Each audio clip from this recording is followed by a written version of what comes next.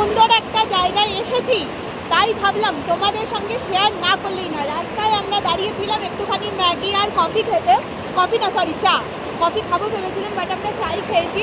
তো সেখানে দাঁড়িয়েছিলাম আর এখানে এসে জাস্ট ভিউটা দেখলাম,